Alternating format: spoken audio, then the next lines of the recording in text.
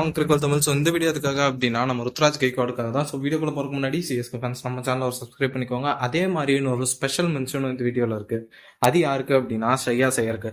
So என் channel ரெகுலரா follow பண்ற எல்லாருக்குமே தெரியும் நான் ஸ்ரேயாஸ் ஐயரை எந்த அளவுக்கு பேக் பண்ணியிருக்கேன், அவர் எந்த அளவுக்கு அவர் பெர்ஃபார்ம் பண்ணுவாருன்னு நான் சொல்லியிருக்கேன் அப்படின்னு. சாம்பியன்ஸ் போறதுக்கு முன்னாடி அவர் தான் மேன் ஆஃப் த டீமா இருப்பாருன்னு நான் சொன்னேன், மெயின் பிளேயரா இருப்பாருன்னு சொன்னேன். அதே மாதிரி இருந்தாரு. நேற்றுக்கு எக்ஸாக்ட் பிளேயரையும் அவ்வளவுதான் சொன்னேன்.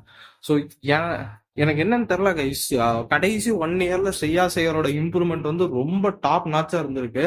எங்க போனாலும் அடிச்சிருக்காரு, எங்க போனாலும் ஜெயிச்சிருக்காரு.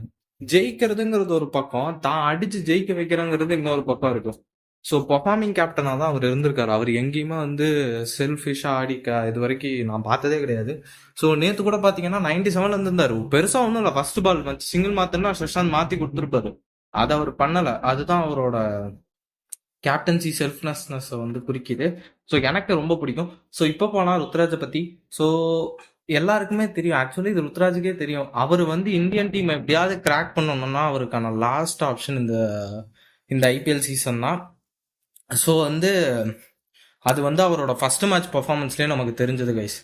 என்ன மாதிரி ஒரு பெர்ஃபார்மன்ஸ் பண்ணாரு, என்ன மாதிரி ஒரு பேட்டிங், அந்த மாதிரி ஒரு பிச்சில் சூப்பராக ஆடினாரு. ட்ரெண்ட் போல்ட்டுங்கிற ஒரு பயத்தை வந்து அந்த மேட்ச்ல இருந்து வெளியே எடுத்துட்டாரு நம்ம கேப்டன் ருத்ராஜ் கைக்வாட். அதுக்கு ரீசன் என்ன அப்படின்னா அவரோட கிளாஸ். அந்த ஆஸ்திரேலியா கூட ஒரு 100 அடிப்பாரு கைஸ், அந்த மேட்ச் இப்படிதான் இருக்கும். வேற மாதிரி ஆடுவார், சும்மா டைமிங் தான். அவர் வந்து அந்த கச்சார் முச்சார் 6 அதெல்லாம் கிடையாது. Proper cricketing shot, proper timing, இப்படிதான் ஆடிட்டு இருக்காரு. ஆனா அவர் வந்து தொடர்ந்து பிசிசிஐயால ஒதுக்கப்படுறாருன்னு சொல்றதா இல்ல எடுக்க இடம்லன்னு சொல்றதா எனக்கு புரியல.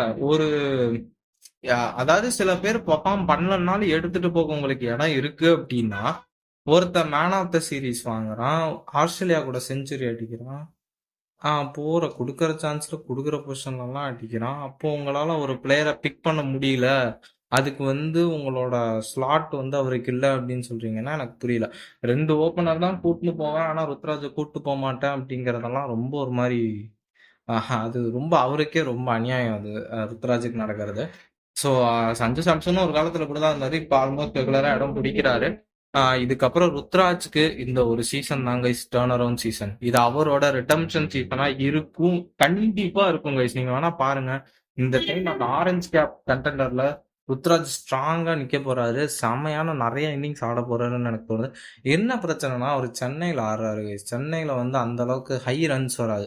நேற்று ஸ்ரேயாஸ் ஐயர் அடிச்ச ஒரு 97 மாதிரியோ இல்லை இஷான் கிஷன் அடிச்ச ஒரு 100 மாதிரியோ இங்க ரன் வராது. இங்க அந்த 50ல இருந்து 60க்குள்ளதான் ரன் அடிக்க முடியும், நல்லா பேட்டிங் ஆனாலும். அங்கதான் ஒரு பிரச்சனை. ஆனா அதையும் மீறி அவர் வந்து அந்த ஆரஞ்சு கேப் போட்டியில இருப்பாரு அப்படின்னு நான் நம்புறேன். கண்டிப்பா இந்த சீசன் ருத்ராஜோட ரிடம்ஷன் சீசனா இருக்கும். அதுக்கான பிராக்டிஸும் அவர் பண்ணிட்டு வந்திருக்காருங்கிறது ஃபர்ஸ்ட் மேட்ச்ல கிளியரா தெரியுது. அவர் பேட்டிங் ஆடுறத பாருங்க, அவ்வளவு அழகா இருக்கும். அந்த மாதிரி ஒரு பேட்டிங் ஆடுவாரு. ஸோ கண்டிப்பா இந்த சீசன் ருத்ராஜோட டர்ன் அரவுண்ட் சீசனா இருக்கும். அவர் இந்தியா டீம்ல இடம் பிடிப்பாருன்னு நம்ம நம்புவோம். ஸோ வீடியோ பிடிச்சிருந்தா நம்ம சேனலை சப்ஸ்கிரைப் பண்ணி இந்த வீடியோக்கு ஒரு லைக்கை போட்டுட்டு போயிருங்க. அப்பதான் இந்த மாதிரி வீடியோ வந்துட்டே இருக்கும். நாளைக்கு சிஎஸ்கே ஆர்சிபி மேட்சோட ப்ரிவியூ வரும், உங்களுக்கு ஃபேண்டசி நான் சொல்லுவேன். ஸோ வீடியோவை பிடிச்சிருந்தா லைக் பண்ணிக்கோங்க.